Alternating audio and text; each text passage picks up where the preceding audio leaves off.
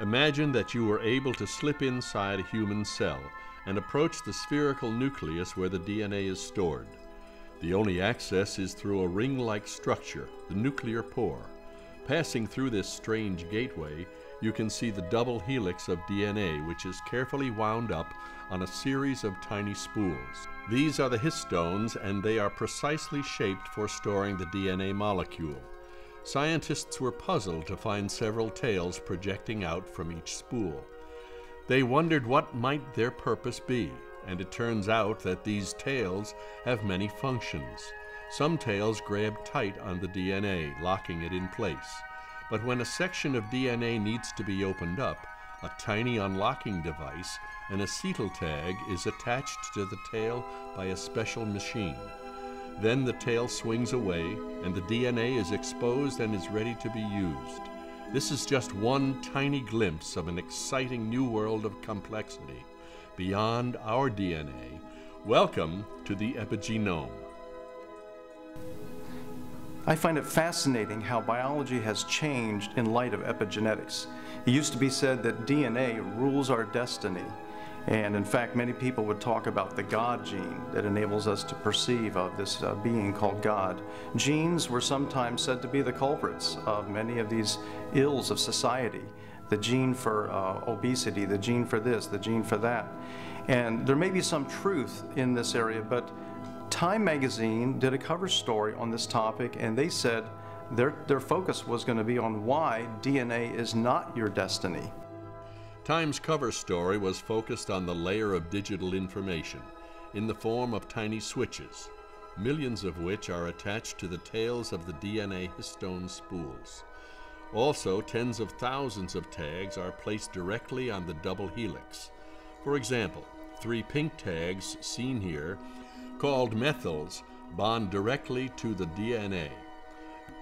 They function as on-off switches, telling a gene when to be active and when to go to sleep. This discovery has presented medicine with a new key to improve human health.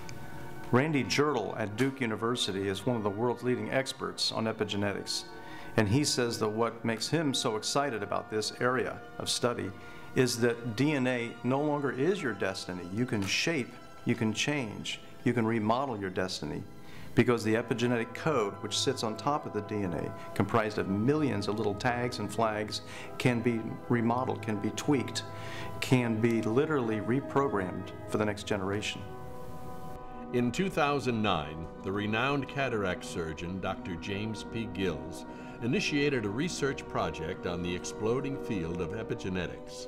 After completing an initial manuscript, he invited Professor Tom Woodward of Trinity College to assist in research and writing. In 2012, Kriegel Publications released The Mysterious Epigenome: What Lies Beyond DNA. What fascinates me about both DNA and the epigenetic code, which sits on top of DNA, is that we're learning so much more about the complexity of this programming. We are hearing scientists now talk about layer upon layer upon layer of very sophisticated tagging, flagging, and literally deploying of switches on top of the DNA. And I was really fascinated to study DNA and to write a book with Dr. Gills, Darwinism Under the Microscope. And so when he challenged me to join him in the project of writing a follow-on book on the mysterious epigenome, I was excited to learn about this area and was astounded at how powerful this revolution, the epigenetics revolution, has become. I even asked him his point of view on his writing of the book as well. In a single cell, it was more complicated than a single city working. And the magnitude of that complexity made me very interested in writing that first book with you, Darwin Under a Microscope. And then when the concepts of the epigenome came out, and when I started reading about them, almost 2 decades ago, they started writing about it. In a decade that you'd see really publications coming out that were small, but they were definitely there. Now, epigenome is anything that is other than a genome itself. It can be splicing, if you use the term liberally. It can be anything that can affect the genome's metabolism and the dance of that genome. Because that gene isn't just standing there in a double helix. It's dancing and it's dancing to its conductor. The conductor is the epigenome.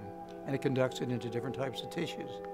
I got very excited about this because this showed not only that there was a depth to the biology, a greater depth than anybody wanted to recognize, particularly a Darwinist, but it was a depth to this